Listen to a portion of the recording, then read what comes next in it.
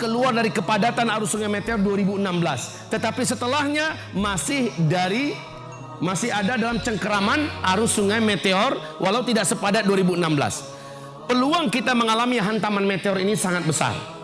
Dan ini rahasia kenapa akhir 2012, lihat Bapak Ibu, akhir 2012 Amerika, USA, Rusia, Cina, Perancis, Inggris, Australia dan lain-lain, bahkan negara tetangga kita Singapura, mereka masing-masingnya akhir 2012 sudah menyelesaikan bunker-bunker raksasa mereka di bawah tanah. Kalau Amerika malah 6 bunker dibuat.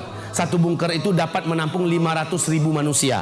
Dan dalam bunker itu sudah disediakan makanan, obat-obatan, energi cadangan yang mampu bertahan selama 1 tahun untuk 500.000 manusia. Ini masing-masing sudah buat. Rusia 3 bunker dia buat.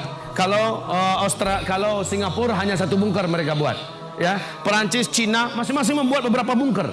Kenapa mereka buat bunker? Karena keyakinan mereka bumi ini tidak lama lagi akan mengalami hantaman meteor. Masih ingat nggak? Meteor, ternyata ramalan mereka itu ternyata benar. 45 tahun yang lalu NASA sudah mengumumkan bahwa 2013 bumi ini akan mulai memasuki arus sungai meteor. Benar. 2013 ada 3 meteor masuk ke dalam bumi. Masih ingat nggak? Yang pertama tanggal 15 Februari 2013. Meteor pertama jatuhnya di Siberia, Rusia. Kan heboh seluruh dunia memberitakan kan? Beratnya meteor itu 10.000 ton.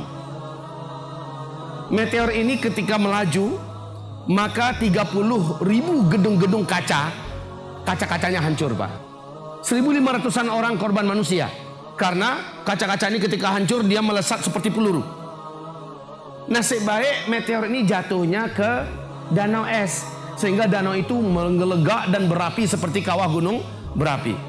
Meteor kedua tanggal 14 April di Argentina, hari Minggu malam Senin, ketika itu sedang ada konser musik raksasa. Nasib baik meteor ini kecil, sehingga dia meledak langsung di atas udaranya negara Argentina, sehingga 8-9 kota terang benderang beberapa detik. Meteor ketiga tanggal 7 November, masih 2013 di Los Angeles, Pak. Coba buka YouTube lagi semuanya, ada itu semua. Dan seterusnya kita menyaksikan melesat ratusan ribu meteor di malam hari. Untuk tahun 2017 ini 5 kali akan disaksikan oleh penduduk bumi meteor yang melesat ratusan ribu di malam hari dengan mata telanjang. Nah, kaum muslimin yang kami muliakan, meteor ini mempunyai dampak yang besar. Pertama, yang terbesar adalah dukhan. Kenapa bisa begitu? Anggaplah ini meteor. Kecepatan meteor di ruang angkasa itu 120.000 km per jam kecepatannya, ya.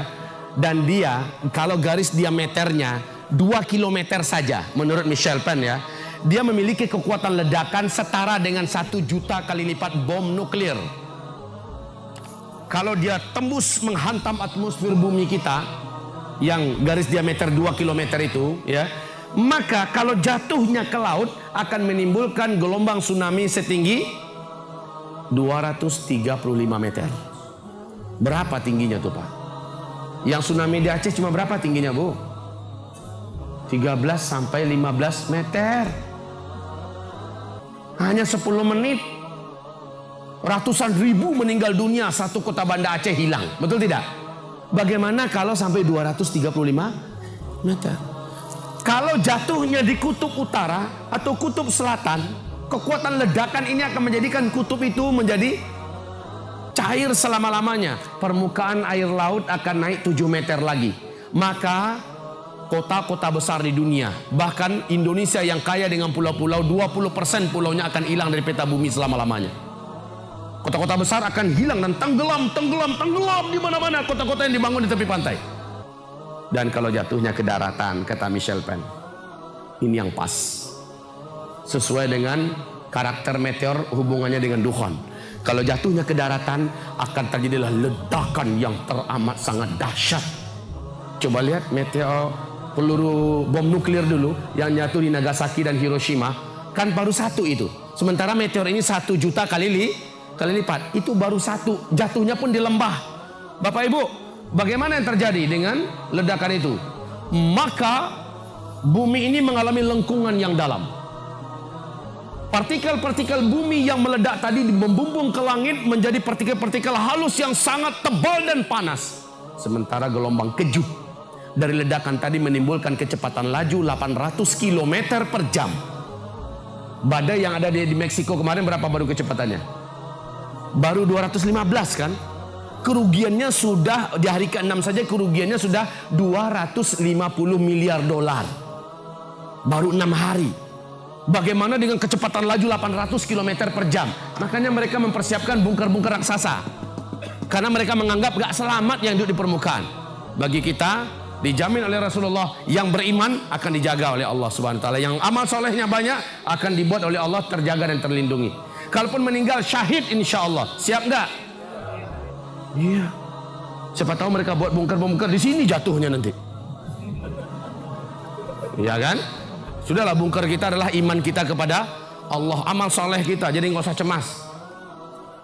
Tapi Pak Ustadz, amal kami masih sedikit, makanya kejar dari sekarang ketertinggalan kita.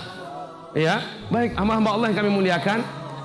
Oke, ini jatuh, maka dengan cepat kabut debu tadi, partikel-partikel dari bumi yang meledak tadi itu membungkus bumi. Bumi gelap gulita 40 hari 40 malam. Michel Pell meneruskan, nah meteor ini banyak yang mengandung siderite. Siderite ini apa? Siderite ini kandungan zat besi yang paling murni. Ketika dia masuk di atmosfer bumi kita, jedum. Kemudian dia merangsek menembus pertahanan atmosfer kita. Gesekan yang ekstrim ini akan menimbulkan medan magnet yang sangat kuat. Dia terbakar ya, terbakar, kulitnya melepuh, satu persatu bagian kulit ini lepas, maka menjadi hujan meteor kecil.